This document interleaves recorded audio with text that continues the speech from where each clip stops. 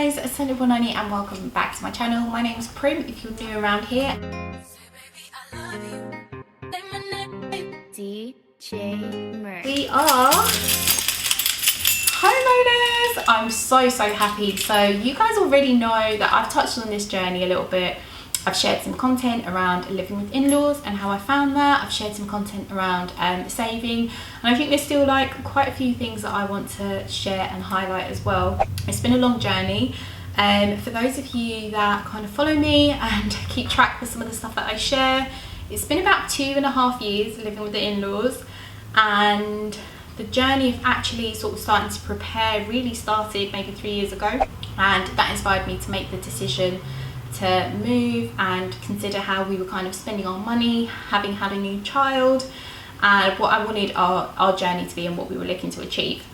Probably about 1.5 years ago, I looked at our finances and I was like, right, I think we're in a good space. We're in a good space to kind of start looking at the market, what's around, start making a decision about whether we want to be local or further afield to family, and just see where things are at.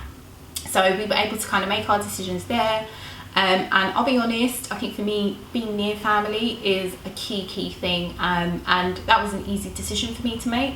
My partner on the other hand was quite open to sort of packing up and moving across to like Manchester or Birmingham, and I think for him his career allows that flexibility, and mine does as well. But knowing that we had a young child, I've really felt like being able to kind of be near family and have access to both sets of grandparents, aunties and uncles was kind of more important for us.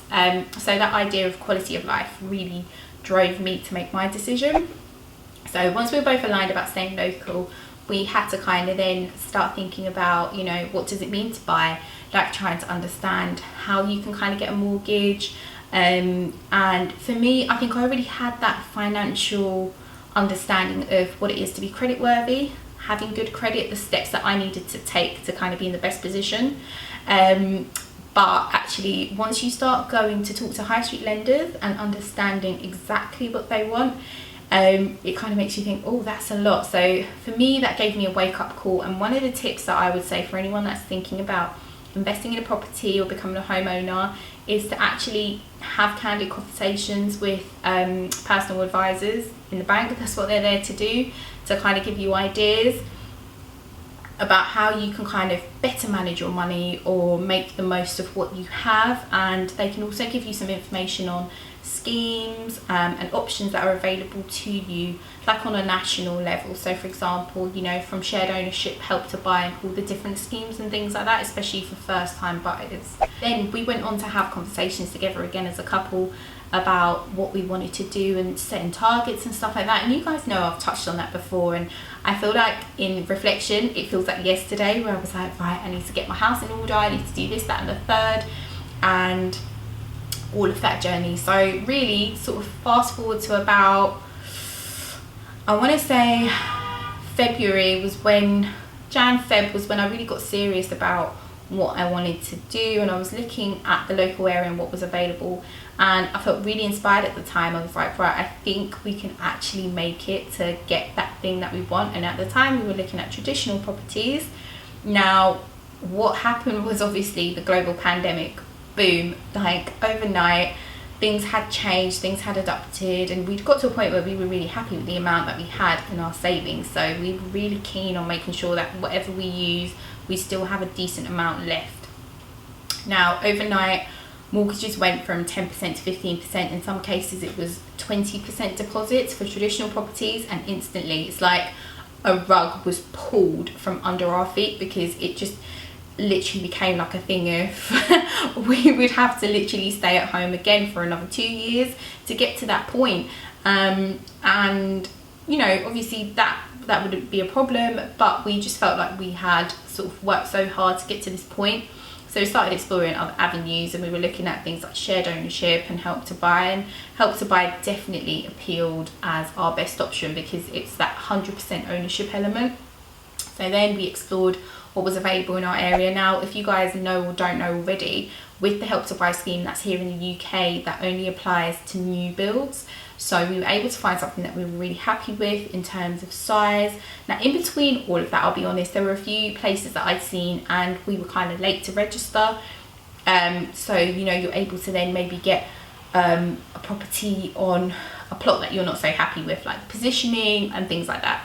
So I was like, you know what, God, like, it's all in your timing. Like, the thing that I want, which I have told you I want, you're gonna give me. So we kept kind of like exploring, and I was feeling sad. I think for me, the first bit of the pandemic was just so many hard blows, because I felt like I came into 2020 with a lot of structure.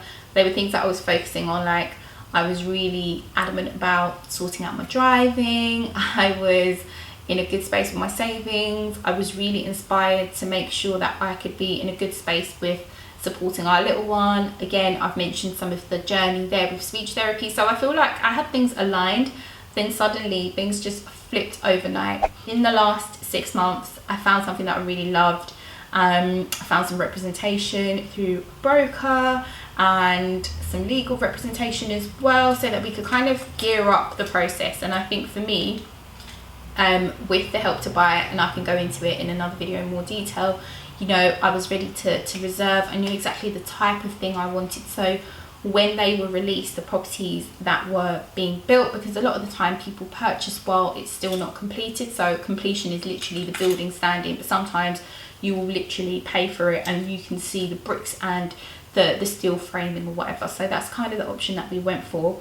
And it's just taken us like over a 6-month period to get to the point of doing the handover of the money, all the surveys and all that stuff to get in the keys. And I just wanted to kind of share this as like a bit of encouragement. I know lots of people have shared some messages and direct messaged me before, just being super supportive about our journey to home ownership, kind of sharing their experiences as well about living with family and stuff.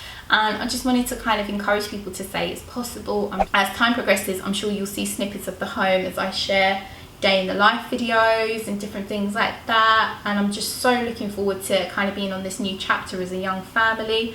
I don't often see many young families that look like us doing certain things, and when I don't see it, I would love to kind of inspire someone else and they see it. So this is doable for young Africans, this is doable for a young British family. Like, it is just all possible, and I can't wait to share even more.